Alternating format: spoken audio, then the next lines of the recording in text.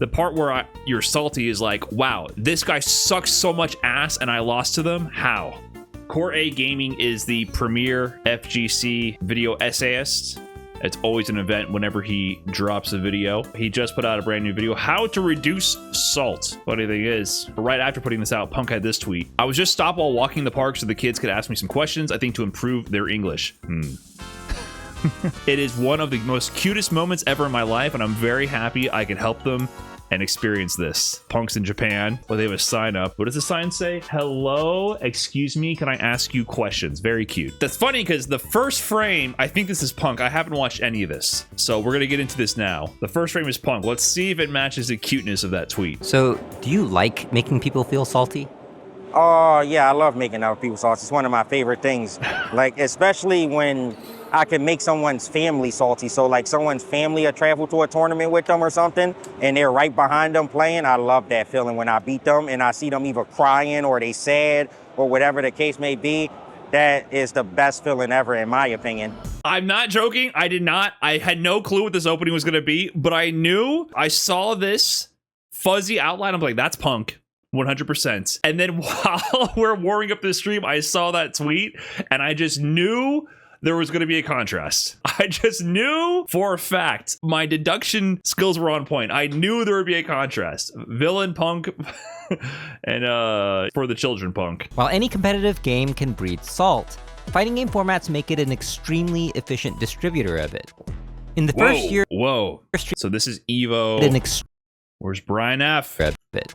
I'm falling off the page here. Where's Brian F? I'm in there somewhere. I know I make a cameo in here. Why are you guys saying 2023 like I didn't make it out of pools in 2023? Okay, well, I'll live. In the first year Street Fighter 6 was at EVO, it had 7,083 competitors who paid to compete, and 7,077 of them got eliminated after losing just 2 best-of-3 sets. That's a lot of salty people gathered for just one weekend. An event like this is possible in a game where the length of a round is limited by a 99-second Hungry timer, Box and Daigo. where a round can be over in seconds. By the way, sorry, I know I'm pausing like crazy. The reason why this is happening right here from EVO 2023, Daigo versus Mena RD in 2023 happened off stream, and Hungry Box is the one who filmed it. I think he live streamed it on his phone. 100%. He sensed the clout economy, the clout opportunities, and he actually streamed it. People gathered for just one weekend. An event like this is possible in a game where the length of a round is limited by a 99-second timer, and where a round can be over in seconds. True. What a round! Oh my god, that's a 10-second round! It makes one wonder that's if Capcom Cup this is all LCQ. just some cultish exercise in masochism or even sadism. That felt good, didn't it? Like feeling sour or bitter, feeling salty encompasses a range of negative emotions. Classic here. And it usually comes when something is not going your way in the game. You got to bring that one back, right? You play out the scream, right? Is he just teasing that? Is this just an insider joke, an inside reference for those who know? You're gonna tease the James Chen clip and not put it there? That is the most cathartic clip. I used to play that James Chen salt clip whenever I was too pissed and I didn't want to let it out on stream. I used to just open that clip up. And then I would feel better. And it usually comes when something is not going your way in the game. If you're beating yourself up for not doing better, you might feel shame or inadequacy. Good games though, you played well. No, I dropped like multiple combos. You did. If you think your opponent wronged you somehow, you might feel Classics. These are all classics. And if you think there's something wrong with the game or environment, you might feel despair and frustration. I shouldn't come there and lose to the monitor or the PS4. If someone outplays me, that's good shit. But if I lose to somebody with online infrastructure as part of the matchup, that's the thing that gets me mad the most. If being so emotionally affected by competitive gaming seems odd or even pathological, consider how people behave in traditional sports. In any competitive game, players will inevitably suffer some form of psychological pain, which sounds bad, but I like to think of it like the inevitability of suffering physical pain in a sport like soccer. Growth through adversity is why we have competition in the first place, and it's also why we have coaches.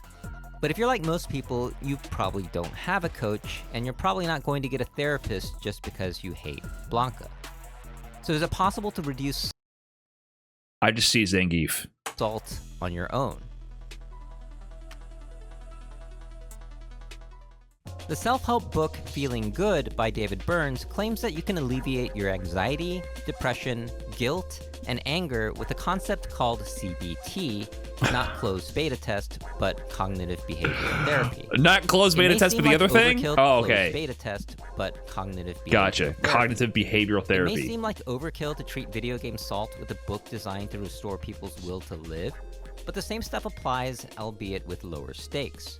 The core concept of CBT is simple.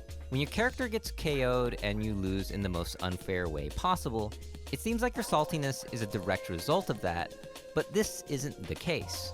Yo, I mean, when you're on... Oh, okay, I thought you were on a 23-game loss streak. I guess you lost your 23-win streak. You first see the thing that happened, but then you process what happened in your brain in what's called your internal dialogue. Right. And that negative interpretation of the event is what makes you feel the salt. Yeah, but it's not... Okay, let me interrupt here. I disagree with using the "this means I suck" part. In general, I feel like the "I suck" is part of, the process of grief where you've already come to accept it. Therefore, you can accept that you suck and that's why you lost. The part where you're actually salty is not "I suck." The part where you're salty is like, wow, this guy sucks so much ass and I lost to them. How? It's the opposite. It's the opposite. It's usually because the projection of you think your opponent sucks or the game sucks or whatever. There's no "I suck" in that moment. When you're salty, it's not that. And I think there's a difference between salt and despair, because I think the initial reaction will be salty, and that'll be a projection of negativity, negative attributes onto the outside world. Opponent, game, situation, environment, whatever.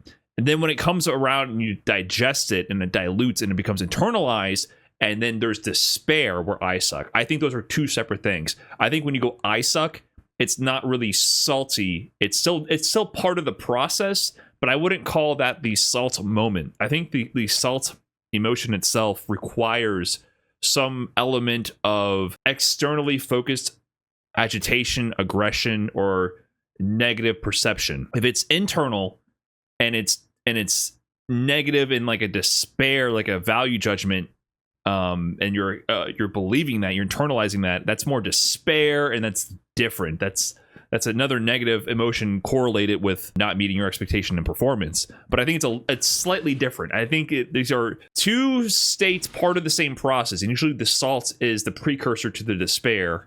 But I don't think they're the same thing, in my opinion. This idea has been around for a long time, going back to the Buddha and the Greek Stoic philosophers.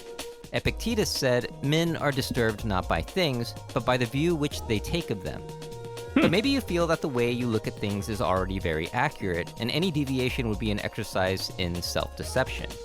Cognitive behavioral therapists argue that you can prove your negative thoughts wrong by identifying them and pointing out their fallacies, which are known as cognitive distortions. David Burns has a list of 10 cognitive distortions, and calling them out in your internal dialogue is the key to feeling better. This is in no way a replacement for them out in your internal. David Burns has a list of 10 cognitive distortions. Cognitive distortions: all or nothing thinking, overgeneralization, mental filter, disqualifying the positive, jumping to conclusions, magnification and minimization, emotional reasoning, should statements, labeling and mislabeling, personalization. I agree with a lot of these, actually. The should statements is a big one for me. I should win. I should not lose to this dude who sucks ass, clearly. And calling them out in your internal dialogue. When you're feeling upset, the list will be invaluable in making you aware of how you are fooling yourself. Is the key to feeling better. This is in no way a replacement for the book or seeking a therapist, but it'll give you an idea of how this stuff works, and maybe it'll save you from an embarrassing moment or two. All or nothing. Oh, what did he do to his TV maybe here? It'll save you from an embarrassing moment or two. Damn. All or nothing thinking. After getting eliminated from a tournament without winning a single match, your automatic thought might be, "I'm the worst." This is very unlikely to be true. At the same Street Fighter 6 bracket mentioned earlier, the number of people who did not win a single match was 2,657 players. But even if you took those players and had everyone play each other in the largest round-robin tournament ever, you would find a last-place finisher, but would that player be guaranteed to be worse than this guy? Or how about this guy? I don't play a whole lot of video games.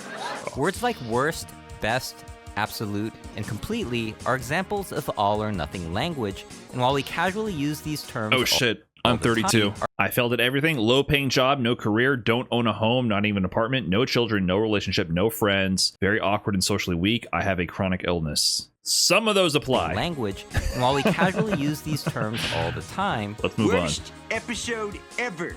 Most things are not black or white. All or nothing thinking is the root of perfectionism, the idea that any mistake means you're worthless.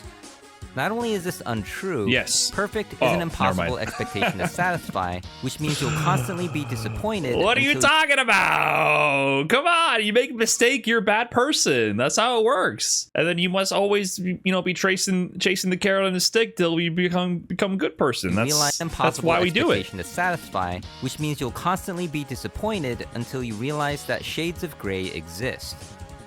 Overgeneralization. This is the false assumption that just because something didn't go your way, it will never go your way. This kind of automatic thought often comes after getting rejected. Whether you get rejected after a job interview, a first date, or just asking to get... I do want to intervene here. So far, I do feel like the perspective of this is coming from the doomer perspective, and that is definitely a genre of gamer, genre of competitor. And I think this can happen even to experienced competitors, but this is much more prevalent for people who are newer and aren't as seasoned, I think, in competition. But I mean, I would be lying if I said I've never had feelings like this. But I don't think, like I said before, I do not think this is salt. I do think this is about your mental health and the journey of being a competitor and growth. And I think these are very important things for your self-esteem, for being able to constantly put yourself under the stress required to keep gathering intel, keep gathering experience, keep training, and keep facing failure over and over, which is required on the journey to have success. So I think this is all very valuable information, but I don't think this is salt. This is a little bit different. I really think this is different. This is like the facing your internal demons and conquering your own despair and the journey of being a competitor, which I think this is actually very important. But I think salt is completely different. You don't throw a controller at the screen because you feel like it's worthless and you will never succeed. That's not what it is. It's a much more sharp expectation, not matching reality, emotional turn, and it's like a sharper emotion. It's not these emotions that are being described right here are powerful, but they are a over time generalized state of being, whereas salt is like a peak. It's a strong peak emotion that it doesn't even last. It can't last that long. You can't be salty for that long. Salty is a really strong, just like, you get a Charlie horse or you hit you stub your toe. Salt is more like that. Whereas this kind of mental state is more like depression or chronic illness. Stubbing your toe is really fucked up right in the moment, but it'll go away. This is more like a general state of being. It's different. Get next game. It makes no sense that the outcome will be the same every time, because the people and situations are always changing. We are not living in Groundhog Day, where every day is the same, and even if we were, changing your approach can lead to different results. Something is different. Which was the whole point of the movie. Anything different is good. The pain of rejection leads people to overgeneralize, and you even see this in-game. In Tekken, one of Kazuya's best moves is his Hell Sweep because it's too fast to block on reaction, but if it's blocked by a prediction or luck, he can be severely punished. You live and die by the Hell Sweep. While standing to, he'll do all that. A Kazuya player who overgeneralizes might get their Hell Sweep rejected once, think, what's the point, my Hell Sweep will never work, and stop using one of his best tools for the rest of the match. You tried your best, and you failed miserably. The lesson is, never try. The best Kazuya players refuse to let this happen. Oh my God! Go on up, B! Mental filter. This is when you focus on one bad... I mean, that's an example of being unconditionable in your gameplay. I get the analogy there, though. That kind of thinking is not necessarily even tied with a negative emotion or like with salt or a negative self-perception. That can just be being a bad gambler in terms of fighting games, and especially when you're fighting a strong opponent, you put them on a pedestal. that kind of thinking applies beyond just even salty. Even people who are winning or people who are in a positive emotional state can suffer from that sort of thinking. It's a fallacy to think that gambles can never pay off in fighting games. That applies beyond just this topic. Bad thing about a situation while ignoring all the positives and then claiming the whole situation is bad. Justin Wong is one of the greatest fighting game players of all time, but he's also known for one of the greatest losses of all time, Moment 37. While one could imagine how devastating this loss would have been, Justin didn't dwell on it much at all. So I don't think I got salty when like that moment happened. To us, it was like, that was good shit, right? That was wow. Like I'd never seen that before. The Daigo was Tuesday. I lost that set, but I was not salty because like ultimately in the end, Marvel Top 8 was after that Daigo parry. I won Marvel 3 free. That was his 4th EVO title in. It is pretty easy to brush off a tough loss when you're fucking winning EVO championships left and right. I mean, I don't know. Justin Wong might not be the best example because you might just get owned and then that's it. Yeah, I guess I got owned and styled on the most iconic comeback of all time in all competitive gaming, but at least I have like 23 EVO wins. So, like, I feel like people mention that with Justin. A huge part of Justin's legacy, especially to the outside world, outside of the FGC, is really defined by his relationship with the EVO Moment 37. And he leans into that. He loves to, like, I think there was even another tweet today, like, oh my God, again, you guys are trolling me with EVO Moment 37. You know, he does this every other day. There's a tweet that he leans into it. He wants it to keep being around. It's part of his brand image. And it gets him to, you know, it's part of how he keeps his brand relevant to a degree. So he doesn't care, but I think that's easy for him to do because Justin is the GOAT. He's been so successful that it's easier for that to slide off his back. But imagine if that was Justin's last tournament and then he never won again and his results just got worse and worse from there on out. Would he look back on it as fondly?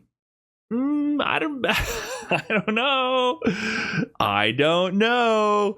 So it definitely is easier to take public L's and roll with the punches gracefully when you're very secure in your own accomplishments. Yeah, it's a bit different. In Marvel vs. Capcom 2. But I think Third Strike was.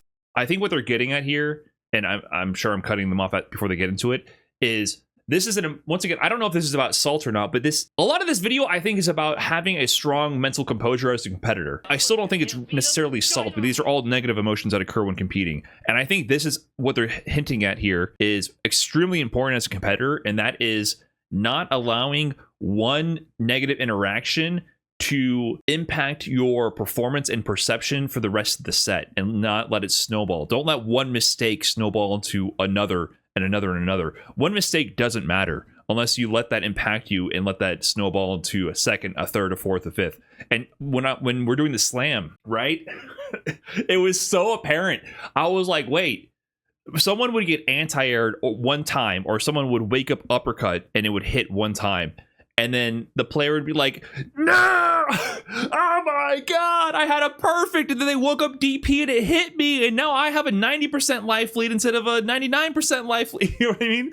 Like they would just fall apart. Like, oh my God, it's over. And I'm like, what? Like they're down to, they only had 3 bars of dry meter. They spent 2 on a wake up DP. You make them block 2 moves. It's checkmate. Like you're going to win.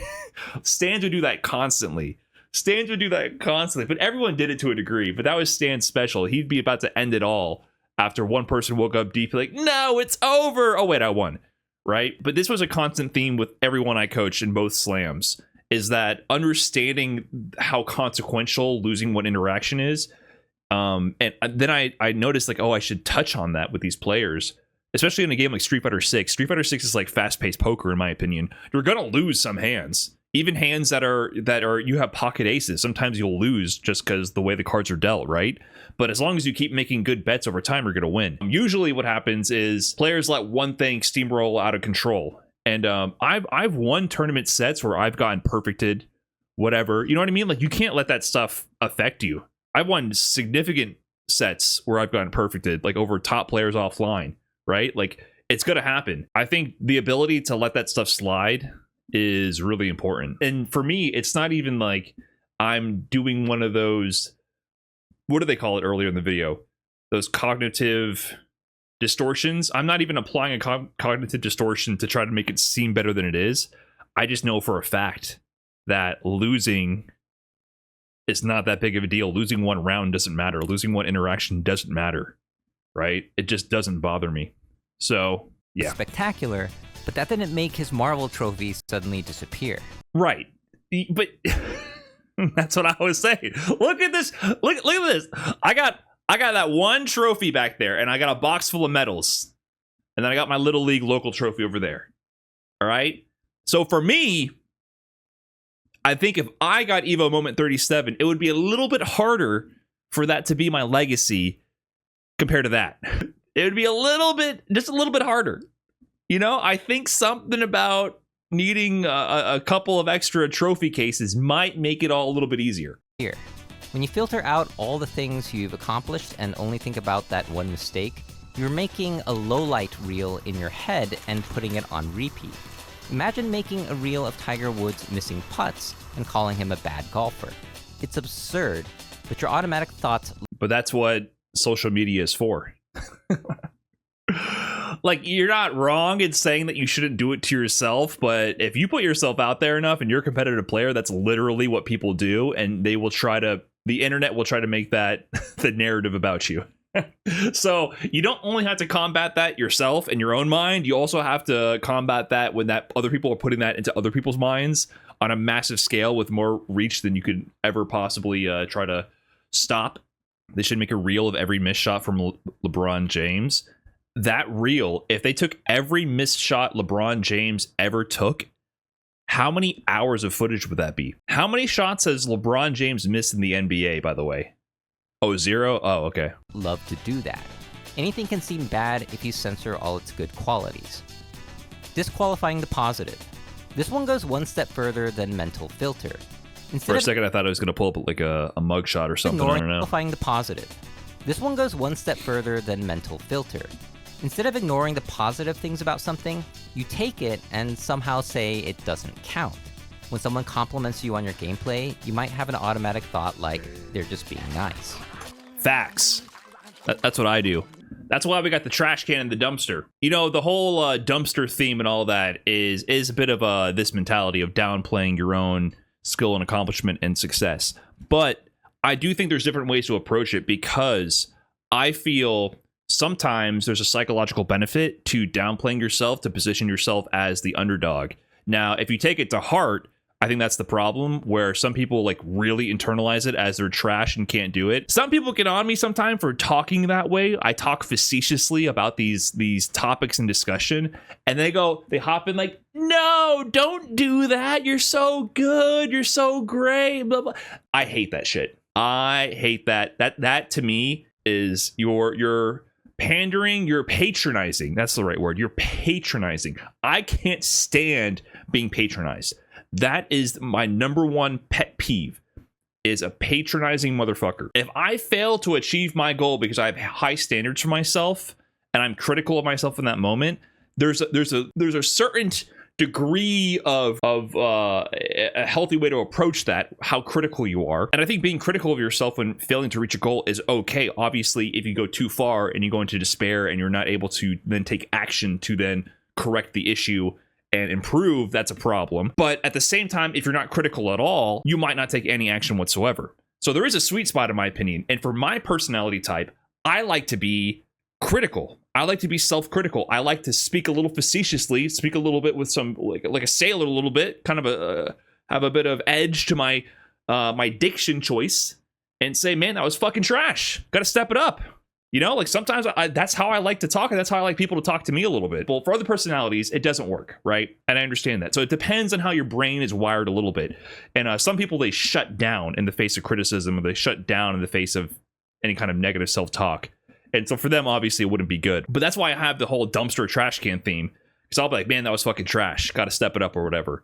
But then also, the flip side of it is I always say, even if you're trash, you can still win. Right? So it implies that you're always trying to self-improve, but at the same time, it positions you as the underdog who can win from the unlikely position. And I think having an underdog mentality is very advantageous, in my opinion. When you win a match, you might think you might have an automatic somehow say it doesn't count. When someone compliments you on your gameplay, you might have an automatic thought.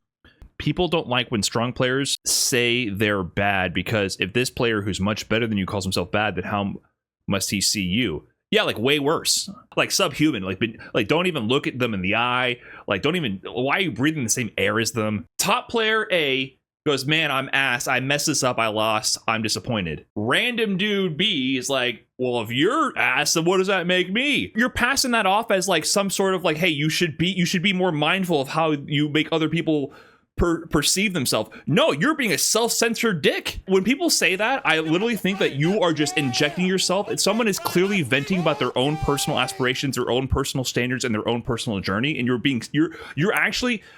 trying to come at this angle like, hey, you should be mindful. I'm so mindful of the people around me and the community and how this makes other people perceive. No, you're self-centered. like you're trying to make yourself seem better than the person going through it in that moment. And you're actually being extremely self-centered. I hate when people talk like that. When someone compliments you on your gameplay, you might have an automatic thought like, they're just being nice.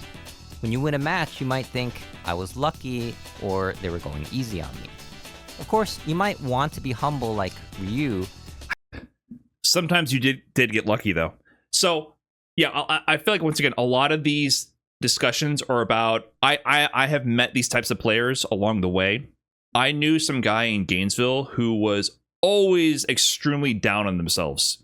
Always. So I feel like this video is speaking to that sort of player, a guy I knew personally.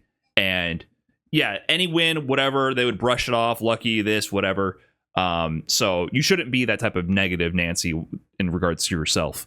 And you have to hype yourself up and think you're the shit a little bit to improve as a competitor. That's required. So I think so far that's what this video is covering. I also do believe in being self-critical and have an honest reflection of your performance, because sometimes you do get lucky. I'm not saying you got lucky to the point where the entire game was decided on a dice roll or a coin flip, but in micro interactions, you absolutely get lucky sometimes in fighting games. Fighting games have a shit ton of luck.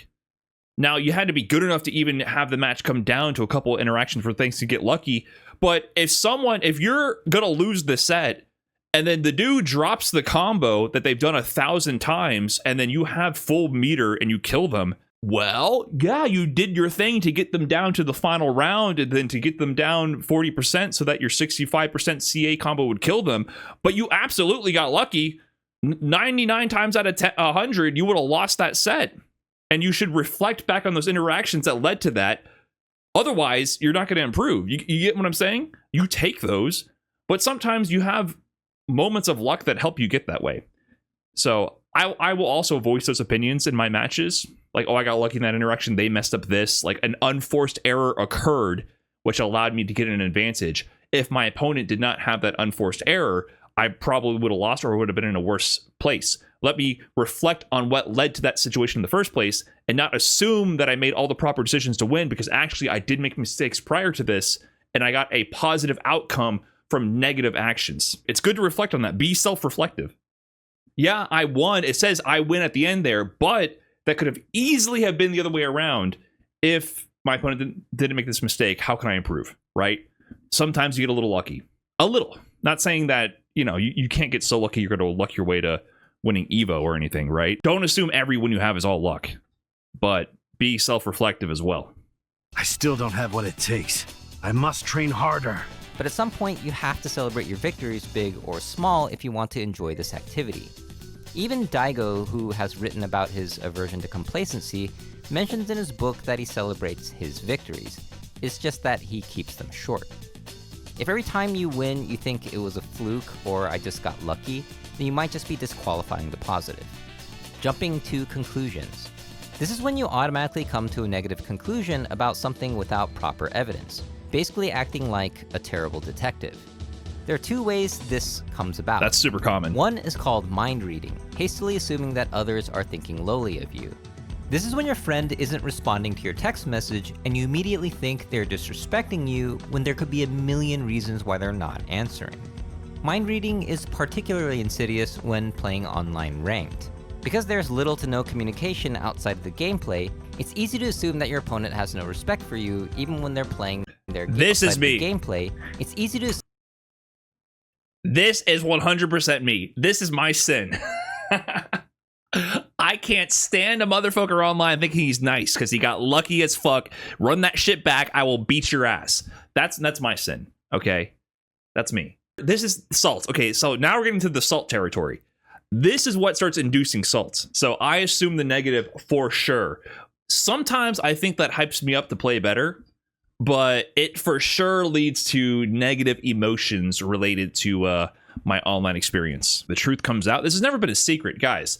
Listen, I've never hid from the truth that I have a salt demon inside of me. You know, the funny thing is, I've always read comments or seen like people discuss things like, oh, Brian F is so much salty or bitter or whatever lately. Like, I've been reading that. I've been streaming for 10 plus years at this point. I've been reading those comments at least once every 2 years.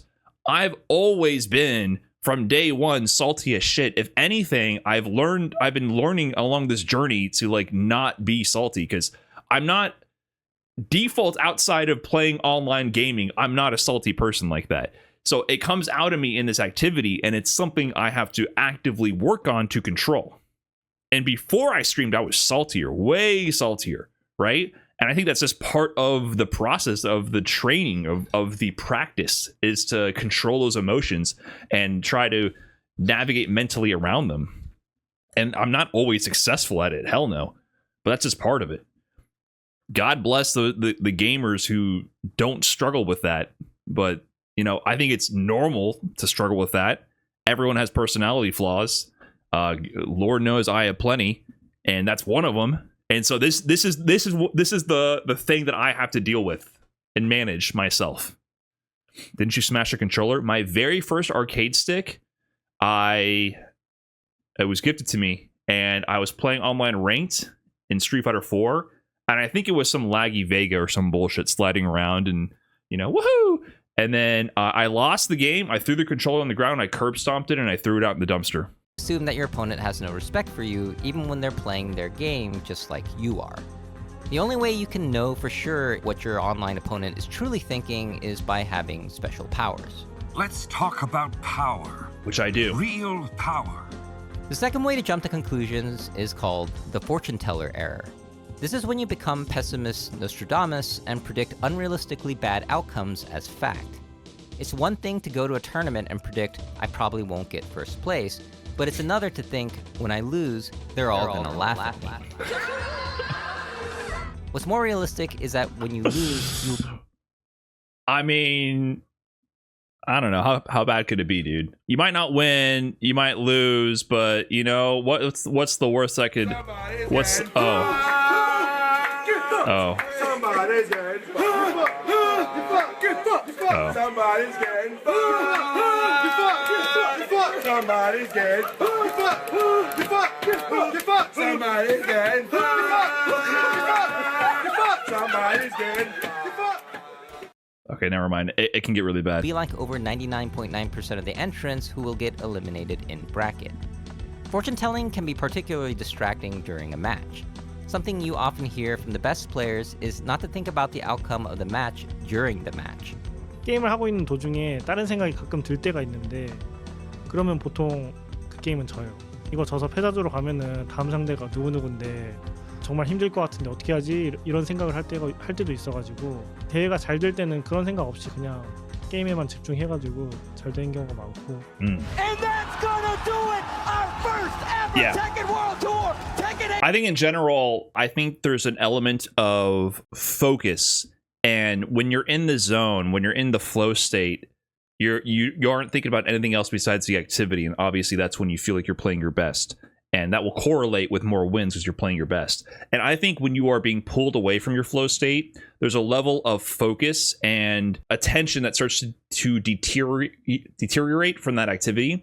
And I almost feel like that's a form of like ego protection that starts happening.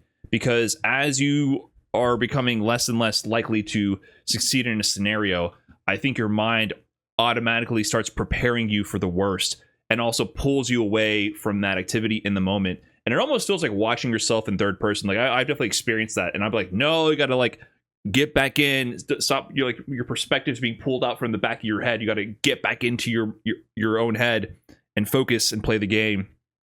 And I really do feel like that's an element of ego protection. I've definitely experienced that before, because if you already start preparing yourself for the loss, it's going to be less devastating in the moment. So I think there's a real ego, and there's like, it's the other end of the flow state spectrum. Like when you're in the flow state in the positive sense, you're playing really well, but on the other end, I think this is the negative aspect of it. So I don't think this is just the future prediction fallacy coming into play here. I think when you're in the heat of the moment, this is also something to do with flow state. I think there's something deeper here that is occurring, because I've experienced this for sure in a lot of losses in tournament. That sensation. Champion is gonna be barrel ranked too.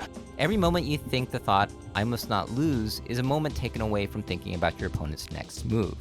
If you have an automatic thought that tries to read people's minds or predict the future, call it out. You don't have magical powers. Magnification and minimization. Magnification is when you take something bad and blow it out of proportion.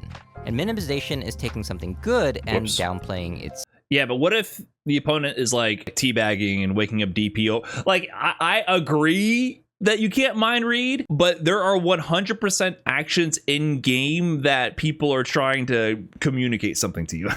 My opponent has stopped attacking me and is teabagging over and over repeatedly. I wonder what they're trying to say. Let me not assume. This might be their optimal strategy in order to achieve a win. I must focus on the activity at hand. You know what I mean? Like, sometimes you can... you don't got to be a mind reader necessarily to know that, yeah, they do think they're better than you. Occasionally, people can communicate that in their gameplay. Magnification and minimization. Magnification is when you take something bad and blow it out of proportion. And minimization is taking something good and downplaying its significance. A great example... I'm not gonna lie, with the Tiger Woods example, there was other... There's a lot of material you could use for the bad and good. Magnification is when someone taunts you during a match. He did a taunt combo to Punk in Grand Finals of EVO? What's interesting about taunting in fighting games is that it loses its power. By the way, baller moment, right? Isn't that fucking crazy? Isn't that crazy that Tokido actually did the taunt combo at EVO? We're just talking about, oh, they're trying to communicate that they're better than me. That actually is the optimal combo right there, right? Because it's going to kill, and it has the added benefit of maybe this will fuck with his head in grand finals of EVO. Maybe it won't. Maybe it won't work. But there's like it's actually optimal in that sense. 2025 Tokido would never. He absolutely would. If he had the option in the game to do that and it would kill, absolutely. A clear benefit in the gameplay. Third Strike players expect others to use the taunt command because they know it gives characters various buffs. This is not disrespect. But in Tekken, the key charge is a move that buffs your next attack while removing your ability to block, so it's mostly useless. But it's now widely seen as a taunt even though it was designed as a move. What this all means is that for a taunt to be effective as a tool of psychological warfare, it must be useless in the game. For a useless thing to become a big deal, you need magnification, also known as catastrophizing. Oh my god! Knuckle Dude! On the other end, you can minimize the significance. By the way, so NuckleDu and Kaba in groups at Capcom Cup this year, and Xiaohai and NuckleDu. You know, before NuckleDu had beef with Kaba, he had beef with Xiaohai back in the day. Of a good thing. A common way of doing this is making your accomplishment seem smaller by comparing it to another accomplishment. Winning your first match in a tournament is a big deal until you tell yourself that it's not as good as making it out of pools. True. But you can be like this even if you win EVO 9 times. You can say it wasn't 10 times. And True. So on. Facts. If you can only Step hold it up. L's and not take W's, of course you'll feel like you only lose. Emotional reasoning. This is when you think the way you feel is evidence for the truth of the situation. Yes. This isn't to say your feelings should never be trusted. Intuitions rooted in experience can save lives, but your feelings would not pass as proof in a serious court case. How reasonable do you think these automatic thoughts sound? I'm mad at my opponent, therefore they wronged me somehow. This game seems impossible to learn, so it is impossible to learn. I feel like I'm playing poorly, therefore I am playing poorly. Case closed. Well, look at that. When spoken out loud, these statements sound ridiculous. In competitive gaming, you often need to be your own. Yeah, but if you feel like you're playing poorly, I don't know. They're getting me on the last one there. If you feel like you're playing poorly, then you must be playing poorly. Like, yeah. The implication there, though, is that there's a time where you feel like you're playing poorly but you're actually playing well. That's an interesting take. Maybe you just guess wrong. I guess I'm taking this from the perspective of like an experienced competitor. I can see a less seasoned player really digging themselves into a weird hole based on one mistake or one like I mentioned before, eating the wake up DP. Oh, I'm playing bad, when really that's not true. I think for seasoned players, they can kind of recognize key marks of their standards of play that they're not reaching in that moment, and I think that comes through years of experience and repetition. So I guess I would trust some people's intuition on that more than others. But I guess it's true, not necessarily true, and I have seen examples of people getting into that mental rut for things that don't make sense. In competitive gaming, you often need to be your own coach and spit out some facts to counter your emotional reasoning. Are you actually playing worse than usual, or did your opponent find a counter to your strategy?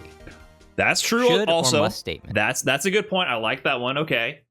Are you playing bad, or is your opponent playing nice? That is true. Okay. Yes, that is true. That is a common copium technique. Okay. You got me there, Gerald. I have also seen that with slam players as well. Oh, I'm playing bad, when really they're just up against an opponent who is much better than them. Why can't it be both? I think the point is you can't. It's not objective. There are times, I think a big part of being a competitor, which I definitely agree with this, and this is a big thing that I advocate for, you have to absolutely question your intuition. That's what this section was about. You can't just trust that what you feel is real. And even with certain things like your reactions, like, oh, I thought I reacted to that. I thought I did the combo here. I thought I did that. You have to boot up that replay and double check. You have to check yourself, because whatever your emotions are, they can cloud your judgment for sure. So that's very true.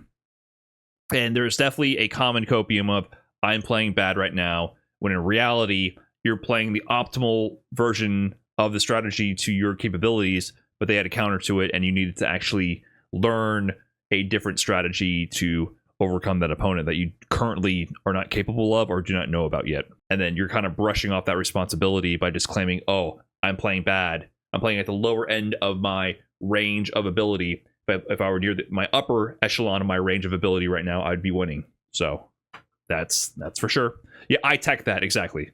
Great example. The psychotherapist Albert Ellis described 3 thoughts that hold us back. One is the idea that I must do well or I'm worthless. The second one is that others must treat me well or they're worthless. And finally, the third one is that the world must give me exactly what I want now or the world is worthless. Because of the must. If you didn't musterbate, then you wouldn't awfulize, terribilize, catastrophize. Excuse me? Say, I can't stand it, and put yourself down. The problem with saying catastrophize, if you didn't musterbate, then you wouldn't. Musterbate.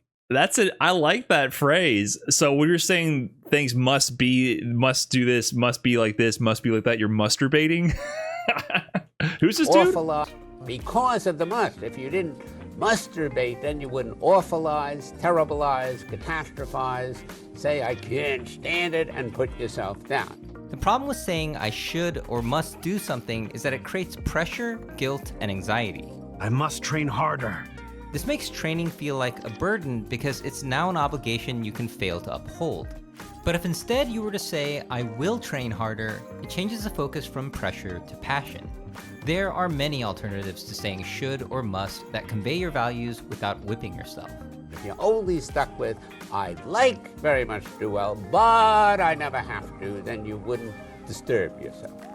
Now, when you say someone else should or must treat I do believe there is a power in framing and a power in language for how you will perceive things, which could impact and shape your own reality. I don't know to what degree, though. For example, for this example, I must practice and I will practice. I don't know how much I feel that will have an impact. I guess I can draw a correlation in times where I say I need to practice. It is coming from a sense of frustration with time. Because I think for me, one of my biggest, and maybe a common thing for everybody, one of my biggest frustrations with life in general is time, right? I always feel I never have enough time. That is probably the number one most frustrating thing with life in general to me is time, right? There's so many things I want to do, and I never feel like I have enough time to do it. And so if I were to reflect on times where I would be like, I need to practice, the ethos and the root of that is from a source of frustration from a lack of time. And then I'll be frustrated with like doing other things that are also a priority or also things that should be done. And I'll feel frustration regarding it. And I guess it kind of spoils both activities. It spoils the current moment where I'm not doing the practicing. And then maybe when I finally get to practice, I feel rushed in the moment as well. However, I don't know if me saying I will practice instead will solve the core issue, or if the language is just a reflection of the reality. That's kind of where I don't know how much I buy the concept. I'm sure it could have some impacts, but I don't know how much it really would have. If I'm in that situation and instead of saying I must practice, I say I will practice, I don't know how much of an impact that will really have when there's still 24 hours in the day. I don't know. You a certain way, you're putting your expectations of people unreasonably high, and when they fail to meet those expectations, which is inevitable, you will feel resentment, hostility, or anger. When playing online, someone might taunt you and you might think, they should not disrespect me like that. But if the Roman emperor and Stoic philosopher Marcus Aurelius were alive today, he would not be surprised in the slightest. In Meditations, I've been interested in reading Meditations. I've been interested in that. Is that what dudes do? They hit late 20s, early 30s, and they start reading Meditations by Marcus Aurelius. The best revenge is to be unlike him who performed the injury. Yeah, I guess, man. I guess I shouldn't beat their ass twice as hard than teabag 3 times as hard and taunts 4 times today, more. I guess. You will not be surprised in the slightest. Fine. In Meditations, he writes, begin the morning by saying to yourself, I shall meet with the meddling, the ungrateful, arrogant, deceitful, envious, and unsocial. A Stoic reminder that instead of spending energy on things you cannot control, use it on other things like getting good. The last way to use should or must. Yeah. The thing about all of these mantras and all of these beliefs is that they're practices, right? I don't think anyone is ever perfect about that, and also it varies based on your personality type. So these are all things that I definitely agree with, and I perform, but I'm not always perfect, and so like I will fall back to bad habits. But these are things that are good to be reminded of. I think in general in life, there is a constant battle with your own emotions and your own mental fitness. I don't want to say mental health, but your own philosophical fitness, your own mental fitness in terms of dealing with struggles in life. And it's a practice. You have to be in shape. You have to constantly work on that. I agree with this one. The best revenge is getting good for sure. If you don't want somebody to stun and then taunt you, be better than beat them so they can't stun you. Statements is that the world should be a certain way this instant. When it's not, you feel helpless and frustrated. Perhaps you want a fighting game to be more balanced. But this right here, this whole section is my definition of salt. I have that video talking about fighting game salt. I made a video about this years ago, and my core thesis is when reality doesn't meet your expectations, that is the genesis of salt. Like that is what causes salt to occur. And this whole section is where I feel like what I would define as salt really comes from. This is a section where I think salt actually occurs. I should have won. I should be better than them. This should be this way. Having those expectations is absolutely where salt comes from, in my opinion. I should have won. I should have stopped that. This person should not have beat me. When expectations are not meeting reality, salt is likely to occur. So I absolutely 100% agree with this section. And to me, this is like where the classic, what I would define as feeling of salt, especially in terms of being a fighting game player, when you lose and you're pissed off and salty, it comes from this mental trap right here. You can't change it right now, but you can adapt. Labeling. What if in Street Fighter, instead of saying you lose each time you've lost, it said you are a loser? This change would not go unnoticed because we know there's a huge leap between losing a game and becoming a loser. That is brilliant. Why haven't the devs picked up on this yet? We gotta stop with it. They've been talking about getting rid of losers bracket, making it lower bracket. No, we need our games to start cutting to the core. You lose. No, it's not about what the state that occurred. It's about what you are as a human, as an entity in this universe. Your role. Loser. That's because the word loser is a label, and the problem with labels is that it reduces a complex human being into a simple stereotype. Looks right if to me. Losing in a game made you a loser, then the best players of that game are all losers because they've lost more games than anyone. Using negative labels on yourself only serves to make you feel worthless. Conversely, you can use negative labels on others to protect your ego, but it generates hostility. Equinox. Back when I was a pro player. And prevents self-reflection. If you call your opponent a coward, it's on them to change, but if you call them a defensive player, it's on you. It might feel good to label others, but it won't help you win. Personalization. This is when you put way too much blame on yourself for a... When I'm salty, I do label. I label. As a treat, though, okay? It's just like a little, I indulge a little and a little labeling, okay? A negative outcome. This can lead to guilt and even apologizing for things out of your control. I was playing against a player and I was about to lose the set. It was like a pretty close set. I played this character named Hawkman. He had the super that he could charge up to full charge and it would become unblockable.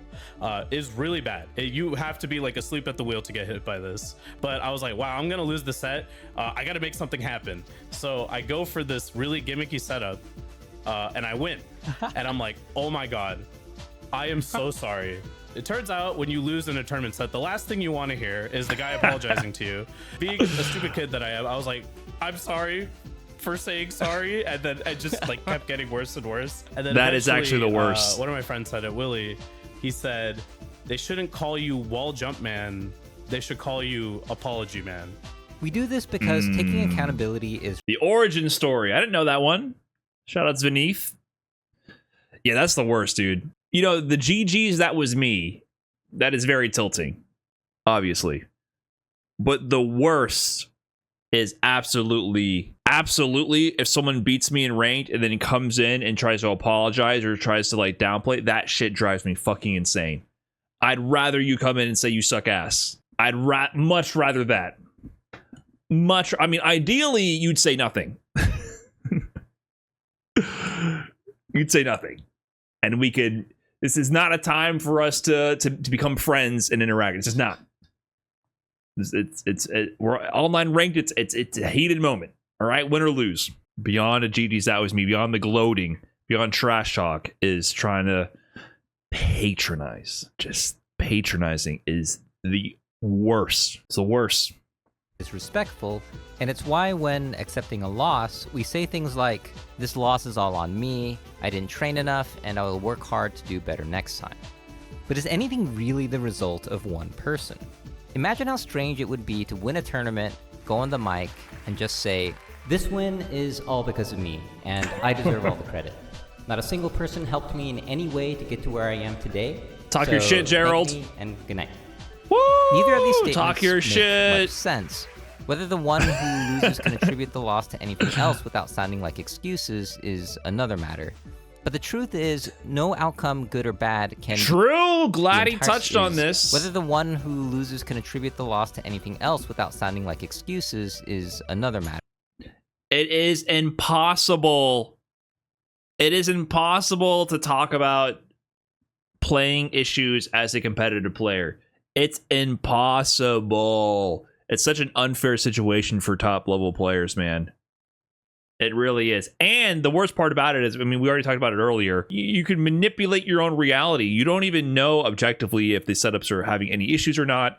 It's so hard to know because it is a consistent problem, and there are many different configurations and many variables that impact the input delay on a setup and the quality of it. It is often a point of technical failure that impacts the playing conditions for sure, but sometimes it's not. Sometimes you can't even tell what's going on, and so the uncertainty drives competitive players nuts. And even when there is objectively something wrong with the playing conditions that did contribute to your loss, you have no way to vent that, report it, or to make note of it without coming off like a salty bitch. It's really a really tough spot. That's why I always talk about we need some kind of like intermediate party between the TOs and the event organizers and the players to handle this, because there's nothing that the players can do.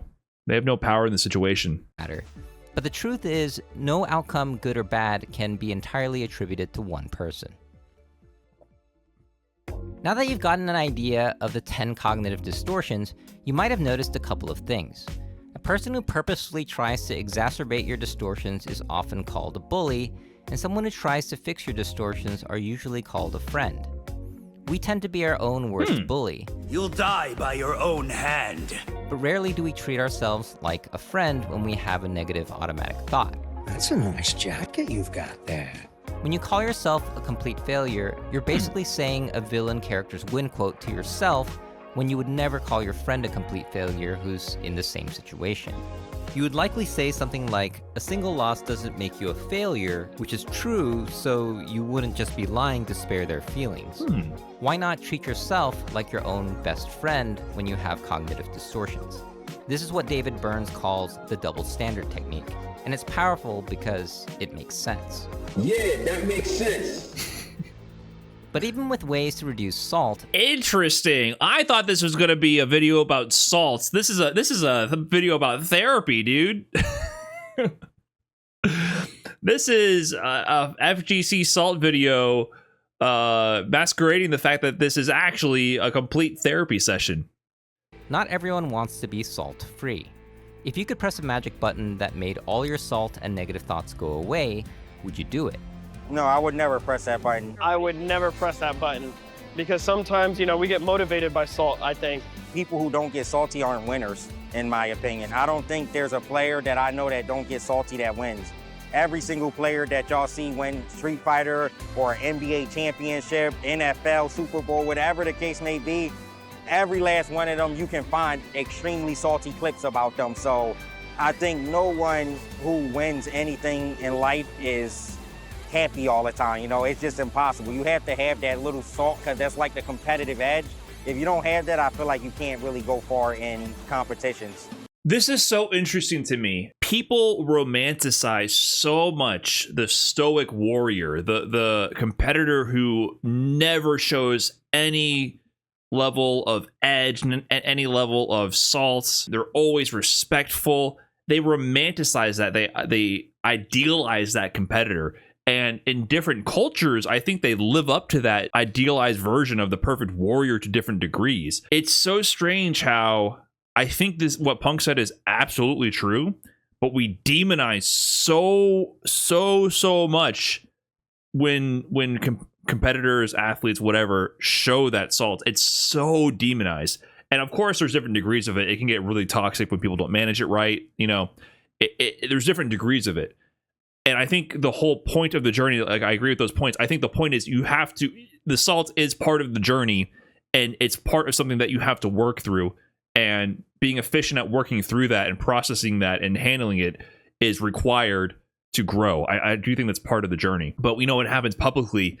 You see people talk so much shit. In the FGC, it's really interesting because we have two complete dichotomies, right? We have like the Western FGC, and then we have like the Japanese FGC. The Japanese FGC is what everyone refers to as like this perfect culture, this perfect community where no one gets salty and they're the best, which is not true. But it is interesting. Like when have you seen someone like really fucking salty? Like what you could reference like a Punk or someone else in Western FGC. It's so rare in the Japanese FGC. Now there's that hurts. Okay, whatever. You know what I mean? Like that happens. Things like that happen. It's so rare to see like a crash out. It doesn't happen from what comes over the fence, right? Well, that we get to see. So, and it does exist. And I think like that's a big thing that people from the outside looking in, they have this weird idealized version of the Japanese FGC where like it doesn't exist. And that's the ideal way to be. I think salt in Japan is expressed in tears of frustration, not as accepted in Western culture. Tears of frustration. I mean, that was like Tokido versus Daigo in Kimono Michi 2018, right? But that to me, like I said, I think salt, that is a form of salt, but I think it's different than like the anger salt. I think that's very different. Smashing your controller, destroying your desk, whatever kind of salt. I think that's very, very different. What's interesting to me about it is I wonder how many top level players are like really salty, but they're just extremely good at processing it and subduing it? Humans are humans, dude. Obviously, your cultural experience and upbringing will color how you process it and deal with it. Nemo spits, though. Nemo is like a caricature. He's playing a part. Obviously, it has a source of truth. He genuinely hates Zangief. But when people talk about Nemo being salty, it's like it's humorous. It's not. You can watch it, dude. People get salty and it's ugly. Punk has gotten salty sometimes and it's ugly. I've gotten salty before and it's ugly. I'm talking about real fucking not pretty. You don't want to see it. You don't want to be around it. Salt. That shit exists. It's not a ha ha he he. Sometimes it's like, oh, this is getting toxic. Like that shit exists. I'm sure plenty of us are guilty about it. So that's what I'm talking about. You never really see that from the Japanese FGC. So I feel like there's a different way of processing it. Because I do believe that to a degree, you need salt to motivate yourself to keep going. Same thing with ego, right? It's also related to ego. People also idolize players and competitors who seem to have no ego. But I also think that's kind of a farce as well. I don't think no one has no ego. You must have an ego to want to compete. You absolutely must. Now, how much of that you present, how much of that you lean into, that is different, and I think culturally that will color those expectations. So like in the West, it's much more like revered to be egotistical and respected to a degree, and entertaining. It's different. Whereas like for like a Japanese player, it's not like that. It's very rare for someone to display that much level of ego. At the same time, people demonize that while it attracts them like moths to a flame. It's what drives viewership. People act like they hate players who are salty and hate players who are egotistical, but at the end of the day, you watch. That is what drives engagement. It drives engagement. Now, I'm not saying that things should get toxic and that should be the center focus. And there's other ways as well to like get narratives and get stakes and everything. But if it's two top level players who have no ego, no salt, and there's no story between them, and they're just godlike at the game, that shit can fall flat narratively. I think people talk about FGC needing drama to a kind of a absurd degree. I don't think it needs that much drama, and I think drama naturally forms just based on competitors playing for high stakes with, you know, putting all their eggs into this basket of being the best player on the planet. I think there's naturally drama that occurs from there beyond interpersonal relationships. So I don't think that we need drama from interpersonal relationships necessarily. I do think they can add a different spin to it. I do also not like people who are like, oh, we need drama. I think that, to me, I think you're a bad actor in the FGC if you act that way. If you only tune into things because two people have personal drama between each other, I kind of think you're a little bit of a parasite. A little bit. And I think you should go watch a movie or a play. You know what I mean? I do think you're kind of messed up in the head, and this is a hobby about video games. I think that should be something that adds flavor to interactions. It can enhance things, but if you require that, and you never care about the game itself, you have outgrown, or you no longer have the actual connection to what this is about. We're playing video games at the end of the day. But I do think seeing people care about what they're doing does enhance it for sure. For me, so badge. If you don't have that, I feel like you can't really go far in competitions. For me, so make it like WWE. I feel like I gotta ban the WWE thing in my chat. I think every time that is brought up, I think that is the stupidest thing. It drives me nuts every single time. Every single time, because you are outing yourself as a tourist who does not go to tournaments, does not go to locals, and does not like you. I hope you realize you do that, right? Like, to me, that means that you see these. I know these two. I know these three people. You see these three people on the screen right here. I spoke to them in person 2 weeks ago. I have slept in the same room with some of these people. I shared a bed with Punk way back in the day. We're broke going to tournaments. Literally, we were in a tournament, random Motel 8. 4 people, 5 people in that hotel room back in 2017 going to random tournaments. There's one bed, 5 people. People on the floor. No, we only fit 3 people in the one bed. It was an extra large king size bed. So what I'm getting at,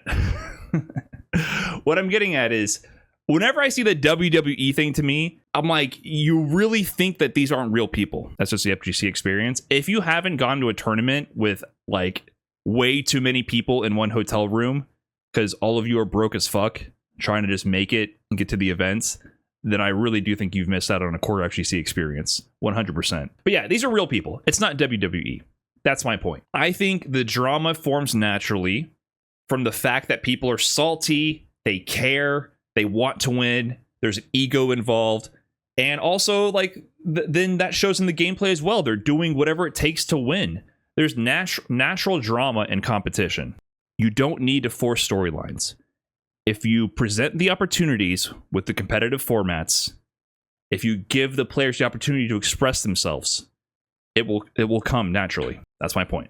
It's necessary for me to realize what's wrong. So salty itself is okay, not bad. It's up to you how to use it. So if salt is a fuel that motivates players to get better, then why are we trying to eradicate it?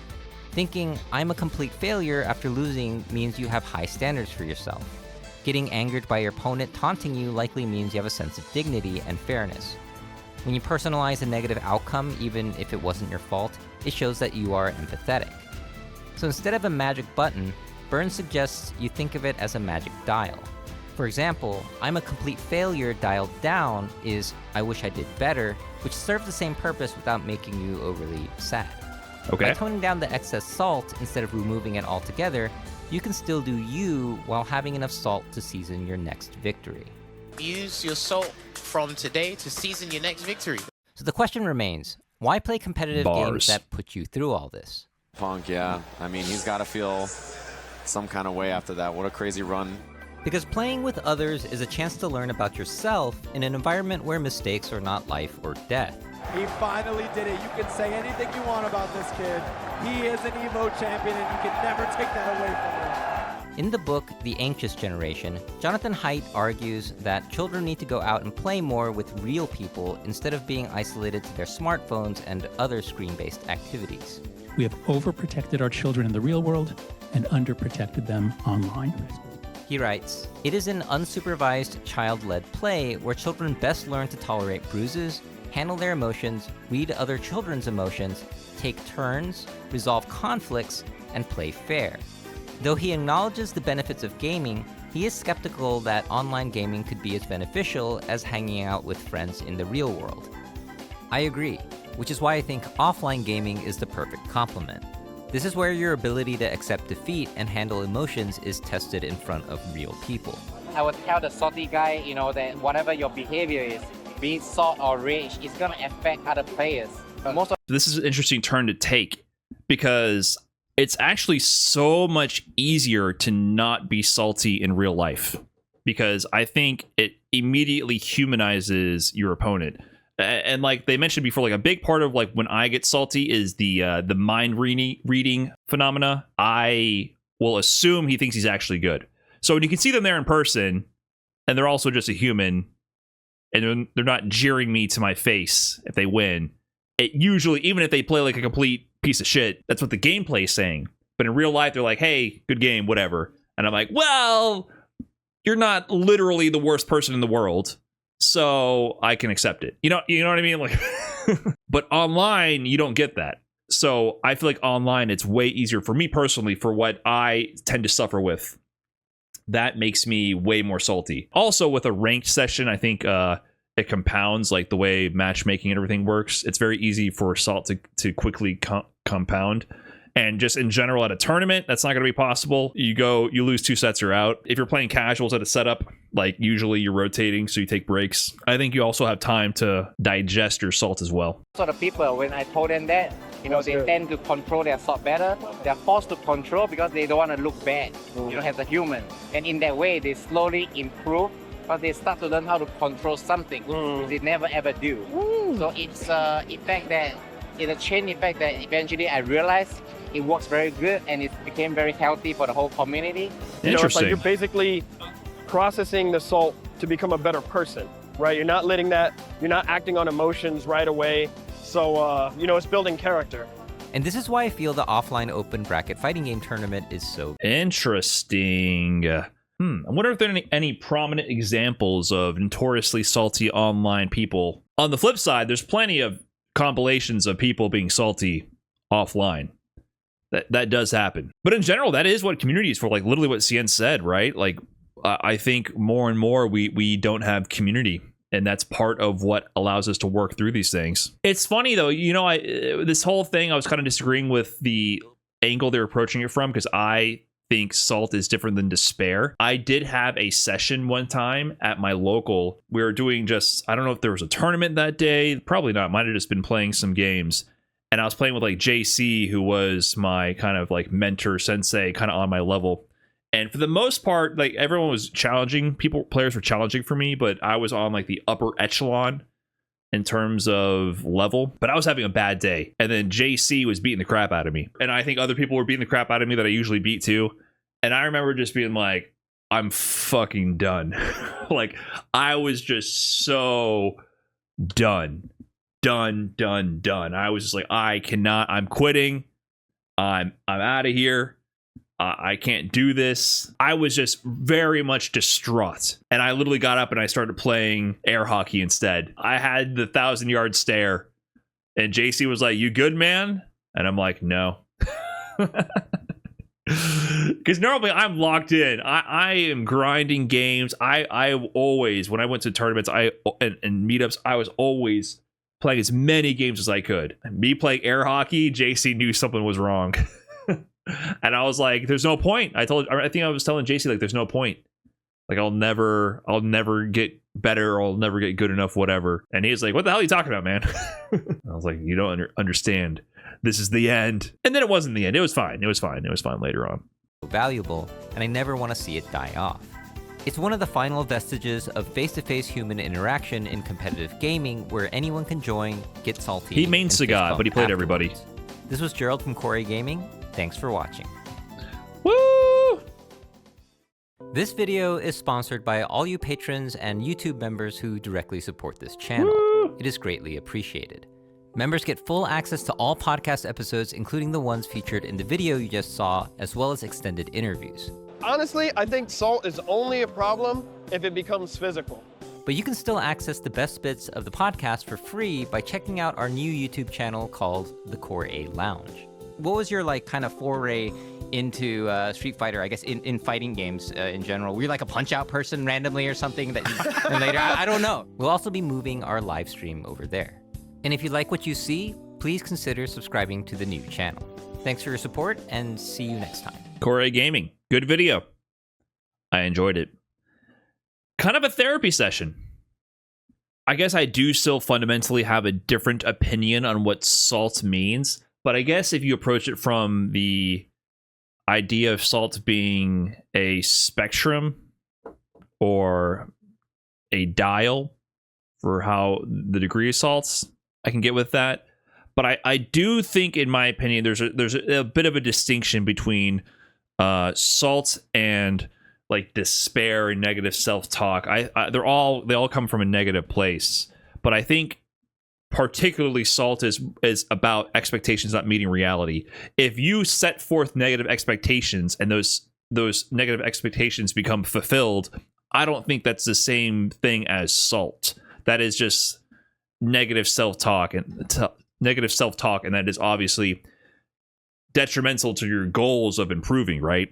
So I think those are important things to cover, but I think salt really is all about expectations not meeting reality. I think there's a very big distinction there. You can measure your salt by comparing your smile to your cardboard Brian F.